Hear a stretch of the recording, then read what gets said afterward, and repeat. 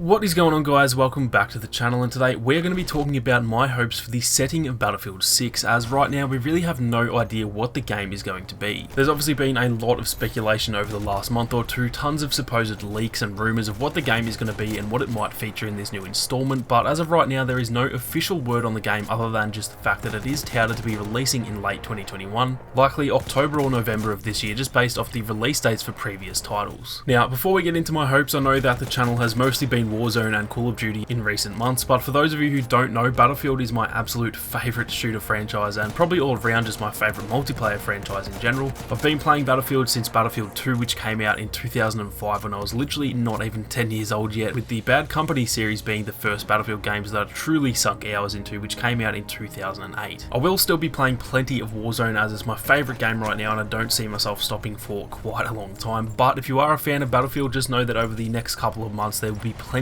more Battlefield content on the way, as I'm really looking forward to Battlefield 6 and I'm excited to start speculating right here on the channel and reporting on any official news that we get, so you can expect a good mix of Warzone and Battlefield content on the way for pretty much the next couple of years, I'd imagine. Now anyway, getting into my hopes for the upcoming game, like I said, we really don't know much at all right now other than a few rumours here and there, so at this point my hopes are probably a lot larger than what they will be once we actually know the era and the style of game it'll be, but I thought it would be fun to make this video anyway and then compare my hopes right now to the actual game once we start getting some news on it. Now for me personally, the era or the setting of the game is arguably the biggest and most important part of whether or not I'll like it. If it's set in a time that I'm not really interested in, then I'm definitely gonna have a lot less hype for that game than if it is set in a time that I am really interested in. With that being said though, I think I'm actually gonna just set my personal preferences aside for this game and actually hope for something that might benefit the game more compared to having it set in an era that I like more, only for it to limit the gameplay. What I mean here is that I'm much more of a fan of real life historical events or settings that have actually happened before, rather than just a modern setting in essentially a made up war. I generally much prefer World War II games over any other type of shooter. I love the aesthetic of World War II, I love the grit and the darkness that comes with that era, and growing up watching movies like Saving Private Ryan for example, the World War II setting is definitely my favourite, as I know much more about World War II than I do about any other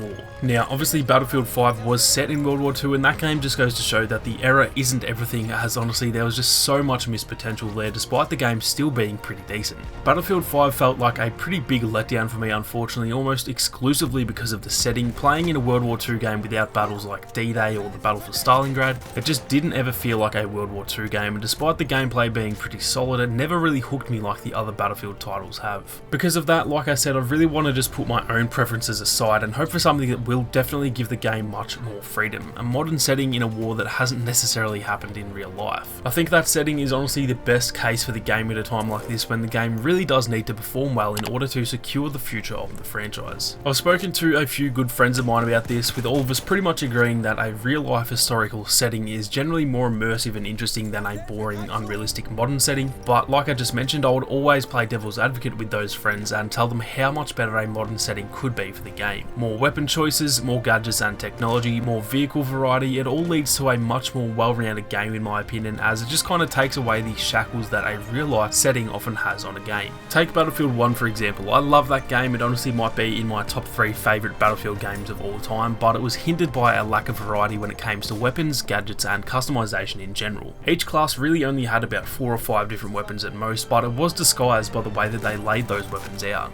For those who haven't played Battlefield 1, I'll try and explain exactly what I mean. Instead of having, say, 9 weapons for the Recon class, it literally just had 3 weapons with 3 variants of that weapon. One might have no scope, the other one might have a regular scope, and then the third variant might have a really long range scope on it. It was one weapon disguised as 3 weapons, which are all pretty much identical. For the Assault class, I think it was, there was a really fun weapon called the MP18, which was probably my favourite gun in the game. However, again, it essentially took up 3 weapon slots for that class, one having regular iron sights, the other having a small scope, and the last one having a 3-round burst version of the weapon. Because of the lack of weapons to choose from during the World War I setting, they had to essentially just take each weapon and try and thin them out by adding slight variants of them, resulting in there really only being like 20 or so weapons across the entire game, which for Battlefield was pretty much unheard of. In comparison, the previous game, which was Battlefield 4, had 80 plus primary weapons to choose from, pretty much having 20 weapons per class, all of which you could deck out with your own sights, suppressors, ammo modifications, grips, you name it. It all allowed for so much more freedom for the player, and it almost exclusively purely to do with that era that the game was set in.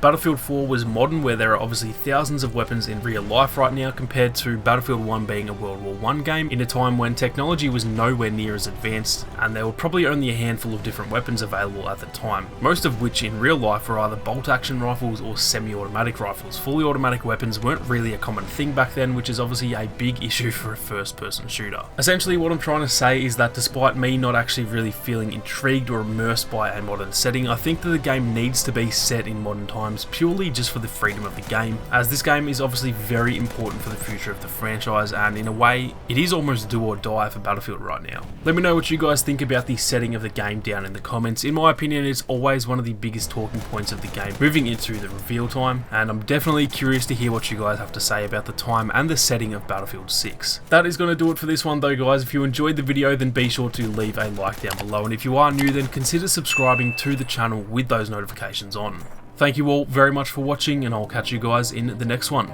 Peace.